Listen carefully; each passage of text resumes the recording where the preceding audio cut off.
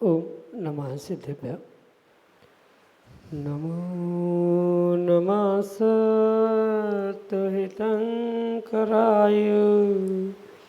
वीराय भव्याम्बुजभास्कराय अनंतलोकाय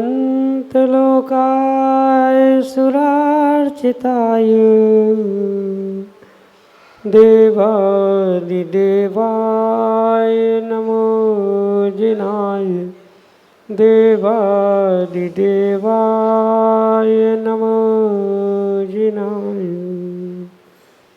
पंच परमेष्टि भगवान की परम पूज्य आचार्य भगवंत गुरुवर विशुद्ध सागर जी मुनि महाराज की, परम पूज्य मुनि श्री सुप्रभ सागर जी महाराज की,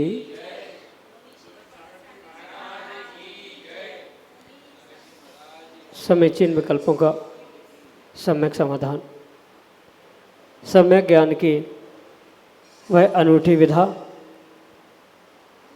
जो कि हम सभी निर्ग्रंथों के मुखारविंद से अपने समीचीन विकल्प का सम्यक समाधान प्राप्त करते हुए अपने को कल्याण के पथ पर अग्रसर कर रहे हैं। क्योंकि निर्ग्रंथों के द्वारा प्रदत्त एक बहुत सी ऐसी अनूठी विधा हमें प्राप्त होती हैं जो निश्चित ही हमारे लिए कल्याण के लिए कार्यकारी उपाय साबित होते हैं। परम पूज्य मुनि श्री सुप्रभ सागर जी महाराज ने प्रच्छना नाम के स्वाध्याय के रूप में हमें जो सम्यक समाधान रूपी अनूठी विधा प्रदान की है वह निश्चित ही हमारे कल्याण का पथ प्रशस्त अवश्य करेगी। प्रारंभ करते हैं उस आत्मकल्याण की अनूठी विधा को। और आज के पहले विकल्प के लिए ज्ञानचंद जैन, लक्ष्मीनगर, उज्जैन, मध्य प्रदेश से महाराज श्री के चरणों में बारंबार नमोस्तु निवेदित करते हुए अपना समीचीन विकल्प रख रहे हैं कि महाराज जी राम छायक सम्यक दृष्टि थे, फिर भी ऐसा क्या था कि वह भाई के सबको 6 माह तक लेकर घूमते रहे। हमारे समीचीन विकल्प का सम्यक समाधान करने की अनुकंपा करें। नमोस्तु महाराज जी, नमोस्तु। ओम नमः सिद्धम। परम पूज्य आचार्य भगवान गुरुवर विशुद्ध सागर जी महाराज की, परम पूज्य मुनि श्री सुप्रभ सागर जी महाराज की। ये परम सत्य है कि रामचंद्र जी क्षायिक सम्यक दृष्टि थे और क्षायिक सम्यक दर्शन के निमित्त से उन्होंने दर्शन मोहनी का क्षय कर लिया था। ये भी परम सत्य होने पर भी ये अवश्य समझना कि मोहनीय कर्म मात्र एक ही प्रकार का नहीं होता। 2 प्रकार के मोहनी कर्म कहे जाते हैं, एक दर्शन मोहनी और एक चारित्र मोहनी। ये तो तीव्र कषाय का मोह का उदय उस रामचंद्र जी के साथ चल रहा था, जो कि 6 माह तक अपने सगे भाई लक्ष्मण के शव को लेकर वह अनेक स्थानों पर घूमते रहे। कितने उन्हें निमित्त भी मिले, स्वर्गों से पुराने उपकारी जीवों का आना हुआ, उन्होंने उन्हें मार्गदर्शन करने का प्रयास भी किया। पर जब कर्मों का तीव्र उदय होता है, कषाय की तीव्रता होती है, तो जीव सत्य को पहचान नहीं पाता।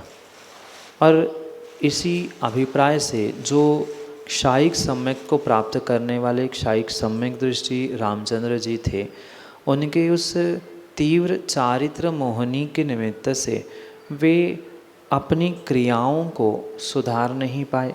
साथ में जो उनका तीव्र कर्म का उदय चल रहा था कषाय के निमित्त से भी, जैसे ही वह समाप्त हुआ, मतलब 6 माह का काल समाप्त होते ही वह जो अप्रत्याख्यानावरणी कसाय का परिणमन का काल समाप्त हुआ, तद उपरांत तुरंत ही उनको सत्य का बोध हुआ और उन्होंने शव का संस्कार करते हुए उसका विसर्जन किया। तो क्षायिक सम्यक दर्शन प्राप्त होना भिन्न विषय है। चारित्र मोहनी का उदय, साथ में अप्रत्याख्यानावरणी, प्रत्याख्यानावरणी और स्वंजलन आदि कषायों का तीव्र, मंद, मध्यम आदि उदय होना ये भिन्न विषय है। जो भी ये कार्य रामचंद्र जी ने किया था वह चारित्र मोहनी, साथ में 3 प्रकार के कषाय यानी प्रत्याख्यान, अप्रत्याख्यान, स्वंजलन आदि के तीव्र उदय के निमित्त से वह बहुत कुछ जानने के बाद भी इन तीव्र कर्मों के उदय में अपने आप को उस अनुसार चरितार्थ नहीं कर पाए। इसी कारण से उन्हें 6 माह तक पूर्ण रूप से उस जीव के या भाई के शव को लेकर घूमते हुए हमारे आगम ग्रंथों में प्रदर्शित किया। ये किसी भी प्रकार से क्षायिक सम्यक का दोष नहीं है, अपितु साथ में जो अन्य कर्मों का उदय, कषाय की तीव्रता आदि के निमित्त से ही देखा गया है। यही आपके लिए सम्यक समाधान। इंदौर मध्य प्रदेश से अगले समीचीन विकल्प के लिए पीसी जैन हमारे सामने। दोनों मुनिराजों के चरणों में नमोस्तु नमोस्तु नमोस्तु। एक बार मेरा जानने की इच्छा है, जिज्ञासा है कि भगवान के समूह शरण में, तीर्थंकर भगवान के समूह शरण में मुनिराज के कोठे में मुनिराज भी बैठते हैं और सामान्य केवली भी बैठते हैं। तो सामान्य केवली तो 5000 धनुष एकदम ऊपर चले जाते हैं, तो वो साधारण मुनिराज और उनकी बैठने की क्या व्यवस्था रहती है? क्या वो ऊपर ही रहते हैं क्या? तीर्थंकर भगवान के समोशरण में मात्र सामान्य केवली नहीं, अपितु अवधि ज्ञानी, मनःपर्यय ज्ञानी, आचार, उपाध्याय, साधु आदि सभी एक ही कोठे में यानी मुनिराजों के कोठे में विराजमान होते। पर जैसे वर्तमान में भी एक संघ, एक स्थान में आचार, उपाध्याय, साधु, शुल्लक, शुल्लिका, ब्रह्मचारीगण आदि बैठने का क्रम हुआ करता है, बिल्कुल ऐसा ही क्रम वहाँ समोषण के कोठे में जहाँ मुनिराज आदि विराजमान होते हैं वहाँ हुआ करता। जैसे मर्यादा का पालन हमें वर्तमान में भी दिखता है, भले ही शिष्य और मुनिराज आचार्यों के साथ में कहीं बैठे हैं, पर आचार्यों का स्थान ऊपर रहता है, मुनिराज उससे नीचे, शुल्लक उससे नीचे, ब्रह्मचारी और नीचे और श्रावक और नीचे। ऐसे वहाँ भी कोठे में जो सामान्य केवली, अवधि ज्ञानी, मनःपर्यय ज्ञानी, आचार्य भगवंत आदि आदियों का क्रम से ऊपर नीचे स्थान, आगे पीछे स्थान बनाया जाता है। ये किसी के द्वारा बनाया नहीं है, ये तो स्वाभाविक रूपता से, सहजता से वहाँ के अतिशय के रूप में जो जिस पद का और जिस योग्यता का धारी होता है वह अपने स्थान को अपने आप प्राप्त करता है। उस मुनिराज के कोठे के निमित्त से ही नहीं, अन्य भी कोठों के निमित्त से।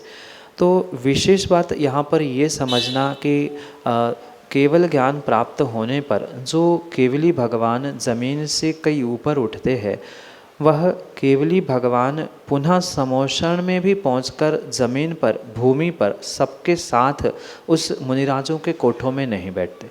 उनकी बैठने की भी व्यवस्था बिल्कुल वैसी ही होती है, अलग से ही।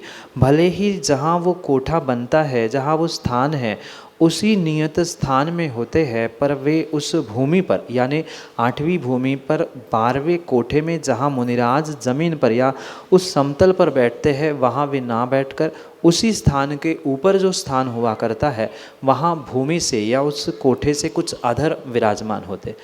साथ में जो अन्य भी अवधि ज्ञानी, मनःपर्यय ज्ञानी, फिर आचार्य भगवान, फिर उपाध्याय आदि आदि क्रम से जिस प्रकार से पदों की व्यवस्था है, बिल्कुल वैसे ही उनकी बैठने की व्यवस्था है। पर क्योंकि वहाँ तीर्थंकर केवली भगवान की विशेषता है, उनका मुख्य समोषण उनकी धर्म सभा है, इस कारण से सामान्य केवली उनकी बराबरी को तो प्राप्त नहीं कर सकते, वे विशेष और उच्चासन को 3 कटनी के भी ऊपर विराजमान होते हैं, उनसे नीचे और अन्य मुनिराजों के कोठों में से ऊपर, ऐसी उनकी मध्य की स्थिति हुआ करती है। दूर से ही समझ में आता है कि समोशरण के इस कोठे में ये केवली भगवान भी विराजमान है। कौन से तीर्थंकर के समोशरण में कितनी अवधि मनपरे गानी, कितनी केवली, कितने आचार आदि आदि सब विश्लेषण पूर्वक विस्तार से प्राप्त होता है। और उनकी व्यवस्था भी जो अभी आपको समझाने का प्रयास किया बिल्कुल ऐसी होती है। तीर्थंकर भगवान से थोड़े नीचे और अन्य मुनियों से कुछ ऊपर ऐसा मध्य का उनका केवली होने के नाते से सम्मान पूर्वक स्थान नियोग से प्राप्त होता है। यही आपके लिए सम्यक समझ। चिड़गांव उत्तर प्रदेश से अगले समीचीन विकल्प के लिए श्रेयस जैन। नमोस्तु भगवान। भगवान, मेरा प्रश्न है कि जब भी अगर हम किसी अपने दोस्तों के साथ बैठे हुए रहते हैं तो कभी कभार कुछ लोगों को ये भ्रम हो चुका है और रहता ही है कि हिंदुइज़्म और जैनिज़्म दोनों एक जैसे हैं, थोड़ी बहुत क्रियाओं के बस और विचारधाराओं के ऊपर। तो हम क्या उनको तर्क दें कि ये दोनों अलग अलग, एक सटीक तर्क देने का कृपया समाधान करें। नमोस्तु भगवान। सबसे पहली बात तो आप ये समझें कि किसी को आप कितना भी समझाने का प्रयास करें पर सामने वाले का अभिप्राय बदले यह आवश्यक नहीं है।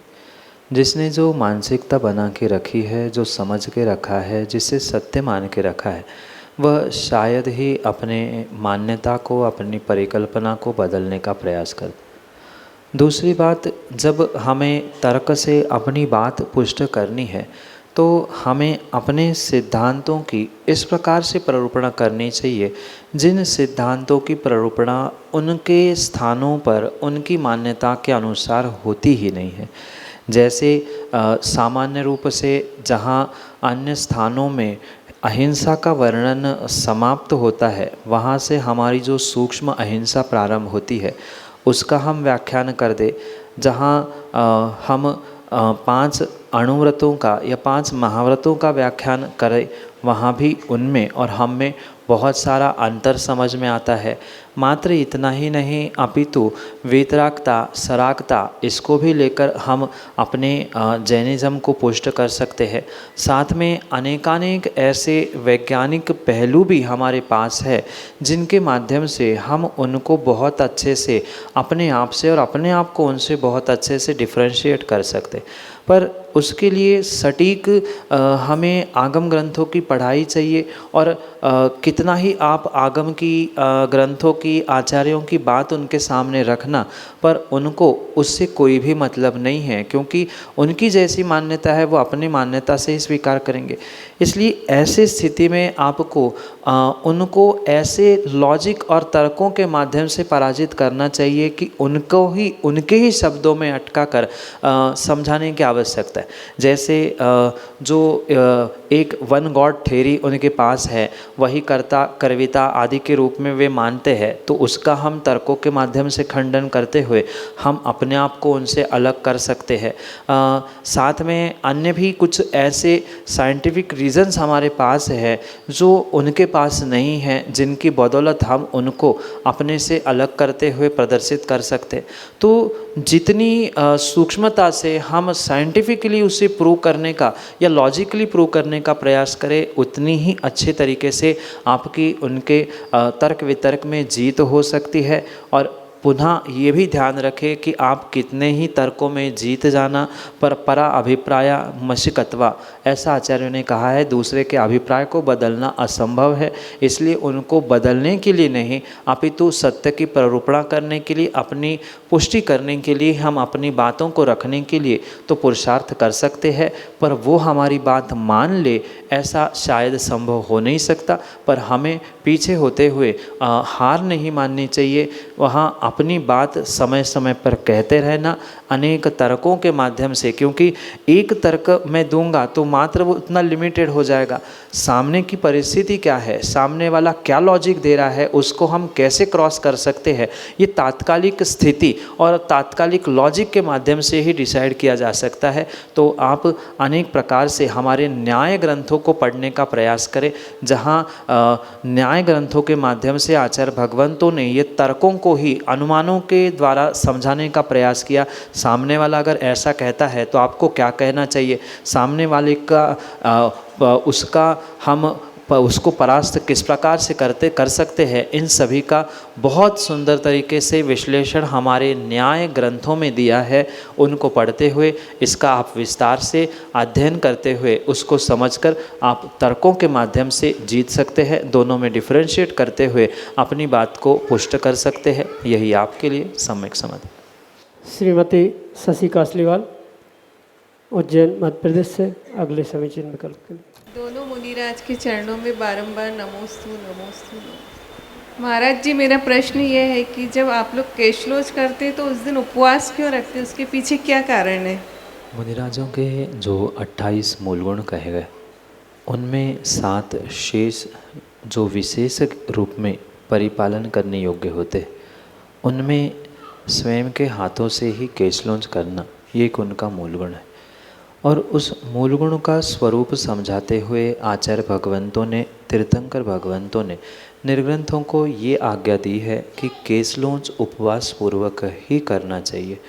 उसके पीछे और भी तर्क आचार्य भगवंत देते हैं कि केशलोच करने में क्वचित कदाचित अगर जीवों की हिंसा, विराधना, कुछ कष्ट हुआ हो, क्योंकि स्वाभाविक रूप से ये पसीना आदि के प्राप्त होने से समूर्छन जीवों की उत्पत्ति का स्थान बन सकता है। तो केशलोच करते समय कुछ जीवों की विराधना होने की संभावना है, कभी कभार खून आदि आना ये भी संभव हो सकता है। तो इनसे जो जीवों की विराधना हो रही है, उन्हें कष्ट हो रहा है, उसके प्रायश्चित के रूप में भी वह उपवास कहा जाता है। इतना ही नहीं, अपितु उपवास और केशलोच के बाद पुनः आचार्य भगवंत से निर्ग्रंथों को प्रायश्चित भी बुद्धिपूर्वक ग्रहण करना होता है। तो मात्र प्रायश्चित के ही अभिप्राय से ही नहीं, अपितु मूल गुण का स्वरूप ही आचार्यों ने ऐसा लिखा है कि वह दिन में उपवास पूर्वक ही करने की आज्ञा है। इसलिए तर्क और आगम की आज्ञा का परिपालन करते हुए मुनिराज केशलोच के दिन नियम से उपवास ही करते हैं। ये उनकी आज्ञा सम्यक का परिपालन और आगम के परिपालन के साथ साथ वह प्रायश्चित के रूप में भी उसे पूर्ण करते हैं। यही आपके लिए सम्यक समाधि। निर्मल कुमार सेठी, उज्जैन ऋषिनगर मध्य प्रदेश से अगले समीचीन विकल्प। दोनों गुरुदेव के चरणों में त्रिवार नमोस्तु नमोस्तु। गुरुदेव, जब हम मंदिर में बैठते हैं तो ये विकल्प आता है कि हम भगवान की पूजा कर रहे हैं अथवा तीर्थंकर की, क्योंकि हमारे यहाँ महावीर स्वामी भी तीर्थंकर है और बाहुबली भी भगवान है। तो ऐसा विकल्प आता है कि पूजा किसकी कर रहे हैं। नमस्ते।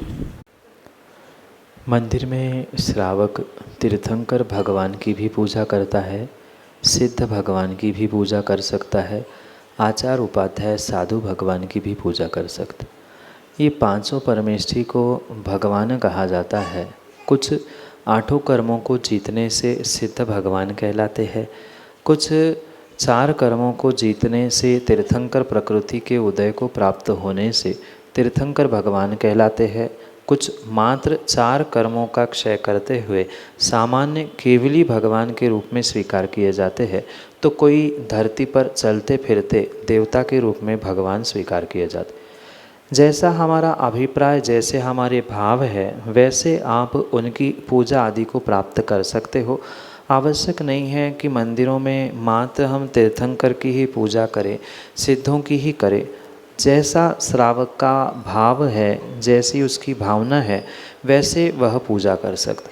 पर वेदियों में लगभग जो 24 तीर्थंकर आदि विराजमान है, अगर वहाँ हम तीर्थंकरों के नाम से पूजा कर रहे हैं, मतलब आदिनाथ, महावीर आदि, तो वहाँ श्रावक तीर्थंकर भगवान की पूजा करता है।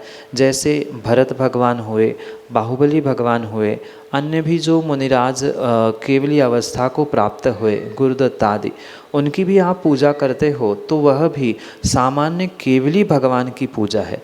यहाँ भगवान शब्द कॉमन है, सामान्य है, पर तीर्थंकर भगवान, अरिहंत भगवान, सिद्ध भगवान, उपाध्याय आचार्य, मुनि भगवान, ये उनके भिन्न भिन्न विशेषण हो सकते हैं। इसलिए आप अपने श्रद्धा, भावना और अभिप्राय से भगवान में किसी भी भगवान की पूजा कर सकते हैं। पुनः समझना, पंच परमेष्ठी हमारे लिए, आपके लिए भगवान स्वरूप है, पर वह किस अपेक्षा से किस समय पूजा की जा रही है। अरिहंत प्रतिमा के सामने, तीर्थंकर प्रतिमा के सामने उनकी पूजा कर रहे हो तो वो प्रत्यक्ष पूजा कही जाती है। सिद्धों की पूजा अरिहंत की प्रतिमा के सामने भी करने में दोष नहीं है, वो परोक्ष पूजा कहलाती है। आचार्य आदि की पूजा भी मंदिर में करते हैं, देवशास्त्र गुरु की भी कर रहे हैं, तो वो भी हमारे लिए भगवान के स्वरूप है। एक पूर्ण बने हुए हैं, एक आधे बने हुए और एक बनने वाले हैं, इसलिए तीनों भी भगवान का ही स्वरूप होने से तीनों में भगवान मानकर उनकी पूजा करने में किंचित भी दोष नहीं है। अंतर इतना समझना कि जैसा श्रावक का अभिप्राय है, वह जिनकी पूजा जब करना चाहे तब कर सकता है, इसका कोई भी विकल्प करने की आवश्यकता नहीं है। या श्रावकों को ऐसा कोई भी बंधन नहीं है कि वह मात्र तीर्थंकर की ही या मात्र भगवान की ही या गुरु की ही पूजा कर सकता है। जब जिसमें आपके भाव लगे, श्रावक के भाव लगे, वैसा वह तीर्थंकर भगवान, सिद्ध भगवान, आचार उपाध्याय, साधु भगवान आदि किसी भी भगवान, सामान्य तीर्थ अरिहंत भगवान आदि की पूजा करते हुए अपने उस आवश्यकों के में से पहले आवश्यक को प्राप्त कर सकता है। यही आपके लिए सम्यक समाधान। श्री आदित्य जैन, विदिशा मध्य प्रदेश से, अगले समीचीन विकल्प के लिए। महाराष्ट्री नमोस्तु नमोस्तु नमोस्तु। महाराष्ट्री, मेरा प्रश्न है, आज सुबह रयनसार जी में आपने मिथ्या दृष्टि के वचनों से उसकी पहचान बताई थी, तो मुझे यही पूछना है कि जब मुनिराज से हम बात करते हैं, वार्तालाप करते हैं, हमारा वॉइस का टोन कैसा होना चाहिए, पिच का वेरिएशन कैसा होना चाहिए और बोलने का वॉल्यूम कैसा होना चाहिए, क्योंकि हम उनको चाहे जैसे एक से फ्रेंड भी ट्रीट करके कभी और बातें कर लेते हैं। हमें कैसे अपने आप को सभ्यतापूर्वक मुनिराज के सामने बोलना चाहिए, इस पर मेरा समीचीन विकल्प का सम्यक समाधान प्रदान करें। नमोस्तु गुरुवर, नमोस्तु। श्रावक को, भक्त को और शिष्य को जब भी कभी किसी गुरु भगवान, मुनि महाराज आदि के सामने कुछ वार्तालाप करना है, कुछ चर्चा करना है, तो उनसे चर्चा और वार्तालाप करते समय अपने स्वयं के विवेक, स्थान, क्षेत्र आदि का भान रखते हुए ही वह वार्तालाप करने का या शब्दों का चयन, उसकी गति, ध्वनि, पिच आदि आदि का विवेक रखने की आवश्यकता है। सर्वथा सभी स्थानों में एक ही प्रकार से वार्तालाप नहीं हो सकता, पर ये भी ध्यान रखें कि गुरु और शिष्य के बीच में कभी भी किसी भी प्रकार से संवेदनी निर्वेदनी कथाएँ तो हो सकती है, पर आक्षेपणी विक्षेपणी कथा जिसमें तर्क वितर्क, ओहापोह करना आदि आदि विषय हो ही नहीं सकते। संवेदनी निर्वेदनी कथा में सामान्य रूप से एक शिष्य गुरु के सामने निवेदन करता है कि ऐसी ऐसी जिज्ञासा है, भगवान हमारी जिज्ञासा का उपशमन करने का पुरुषार्थ करे। तू तड़ाके की भाषा, चकार मकार की भाषा, अरे तुरे की भाषा, असभ्यता के वचन किसी भी प्रकार के गुरु मुनिराज आदि के मौजूदगी में नहीं होना चाहिए। भले ही आप या कोई श्रावक, कोई पुरुष साधु से, मुनिराज से वार्तालाप भी नहीं कर रहा है, पर उनके समक्ष भी कोई परस्पर में भी वार्तालाप कर रहा है, तो वेदेव शास्त्र गुरु की मर्यादा का पालन करते हुए ही सभ्य वचनों का ही प्रयोग करे। यही उसके लिए आगम में आज्ञा कही है। क्योंकि जो साधुओं की विनय कही है, मुनिराजों की, गुरु भगवंतों की जो विनय कही है, मात्र शरीर से विनय नहीं होती, अपितु अनेक प्रकार की विनय आगम ग्रंथों में आचार्य भगवंतों ने कही है। और ऐसे चारित्रधारियों की विनय करते समय बहुत विवेक पूर्वक भाषा का, शब्दों का प्रयोग करने की आवश्यकता है। जैसे कुछ विशेष जिज्ञासा होने पर या कुछ विशेष जिज्ञासा नहीं होने पर भी सामान्य बात करते समय में ये बहुत जागरूकता और बहुत विवेकता जीवों को रखने की आवश्यकता है कि हम किसके सामने प्रश्न रख रहे हैं, किसके सामने वार्तालाप कर रहे हैं। ये सोच समझकर भी अगर व्यक्ति कुछ बोलने का प्रयास करेगा तो वह उसकी सभ्यता, उसकी भाषा शैली आदि आदि बदल सकती है। पर ऐसा शायद विरले ही स्थानों पर होता है, क्योंकि ये परम सत्य है कि जहाँ सामान्य रूप से गुरु से परिचय हो जाता है या सामान्य रूप से मुनिराज आदि से अति परिचय होता है, वहाँ अवज्ञा अवश्य ही होती है। ऐसा नीतिकारों ने लिखा है, अति परिचयात अवज्ञा। जहाँ अति परिचय होता है वहाँ अवज्ञा रूप भाषण होना, कषायों की पुष्टि के रूप में उनका उपयोग कर लेना आदि आदि बहुत सारे कार्य देखने में आते हैं। पर इसके निमित्त से अविनय का ही वह भाजक बनता है।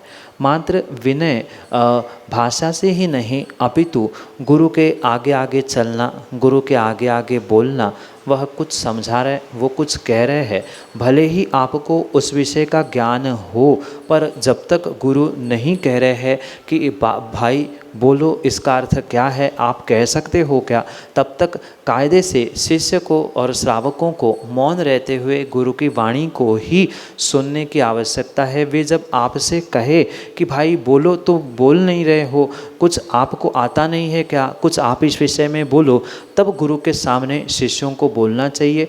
उसके अलावा अपने मन से भले ही आपको गुरु से बहुत कुछ अधिक भी क्यों ना आता हो, पर गुरु के सामने मौन रहना, गुरु के आगे आगे नहीं बोलना, आगे आगे नहीं चलना, यही एक गुरु का विनय करने का सर्वोत्कृष्ट साधन और निमित्त हो सकता है। अन्य किसी भी प्रकार से हाँ, ये सत्य है कि आप अपनी गुरु के सामने पूर्ण रूप से मन की भावनाओं को प्रदर्शित करने के लिए स्वतंत्र हो, करना भी चाहिए। गुरु से और डॉक्टर से कोई भी मन की बात छुपानी भी नहीं चाहिए, पर उसका तरीका, उसका स्थान, उसका विवेक बहुत अच्छे से समझने की आवश्यकता है। चार लोगों के सामने कभी भी अपने गुरु को अपने दिल की बात भी नहीं कहनी चाहिए। गुरु ने तो सुन ली, पर और किसी ने आपकी बात सुन ली और उसका इशू बनते हुए आप तो बच गए, पर गुरु पर उंगली उठ गई, तो यह आपका अविवेक कहलाएगा। इसलिए स्थान का चयन, शब्दों का चयन, तरीके का चयन, ये सब कुछ मायने रखता है। गुरु के साथ बात करने का, मन की बात गुरु से कहना, ये परम आवश्यक है, क्योंकि गुरु से ही शिष्य नहीं कहेगा तो किससे कहेगा। इसलिए गुरु से तो कहना चाहिए, पर विनय पूर्वक कहना चाहिए। कहने के पूर्व में उनसे आज्ञा लेनी चाहिए कि प्रभु मैं आपसे कुछ निवेदन करना चाहता हूँ, क्या आपकी सुनने की शक्ति है। इतना ही नहीं, आगम में तो आचार्य भगवंतों ने इतना भी कहा है कि गुरु की या मुनिराज आचार्य आदि की वंदना भी करनी है तो उसके पहले विज्ञप्ति बोलना आवश्यक होती है। जैसे आचार्य वंदना के पहले भी कहते हैं कि नमोस्तु भगवान आचार्य वंदनाम क्रियाएं, हम आचार्य वंदना करना चाहते हैं, आपकी स्तुति करना चाहते हैं, आपकी पूजा, आपकी कुछ विशेष स्तुति करना चाहते हैं, और माना कि उनकी मानसिकता, उनकी अनुकूलता नहीं है, तो उनके अनुसार ही कार्य करना ये उनकी वैयावृत्ति है। अन्यथा अक्सर ये होता है कि हमें तो समय चाहिए, हम शिष्य इतने दूर से आए, हमें नहीं समय मिला। नहीं, आपको समय मिलेगा, पर तरीका समझने का होता है। शिष्य का भी गुरु पर अधिकार होता है, पर हर स्थान पर अधिकार जताने का पुरुषार्थ भी नहीं करना चाहिए। अपना स्थान, अपनी मर्यादा रखते हुए अगर शिष्य अपने शिष्यत्व को समझते हुए, गुरु के गुरुता का सम्मान रखते हुए अपने अधिकार को पहचान लेता है, तो ही अपने कर्तव्यों के पालन के साथ वह श्रेष्ठता को प्राप्त कर सकता है। इसलिए मात्र अधिकारों के लिए नहीं, अपने कर्तव्यों के साथ अगर गुरु के पास आप अपने अधिकारों के लिए पहुँचोगे तो नियम से गुरु भी इतना जानता है कि कौन से शिष्य का कितना अधिकार है, कितना समय किसको देना है, पर उनकी गुरु की भी अनुकूलता, प्रतिकूलता आदि समझते हुए उनकी आज्ञा लेकर ही हमारी मन की बात आदि करने की आवश्यकता है। और सबसे पहले तो विनय पूर्वक उन्हें नमस्कार करते हुए हम अपनी भावना प्रकट करें, और फिर जो भी कहना है, हमें जिज्ञासा पूछना है या अन्य भी अपनी मन की कुछ बात कहना है तो कहे, क्योंकि उनकी अनुकूलता से हम कहेंगे तो उनकी और शिष्य की यानी गुरु की और शिष्य की इतनी अच्छी ट्यूनिंग बनेगी। जैसे चंद्रगुप्त और आदि उनके गुरुओं की व्यवस्था थी, ऐसी ही व्यवस्था वर्तमान में भी बनने की आवश्यकता है। पर शिष्य अपने को शिष्य मानकर ही गुरु से विनय करता रहे, अधिकारी बनकर नहीं। यही आपके लिए सम्यक समाधान।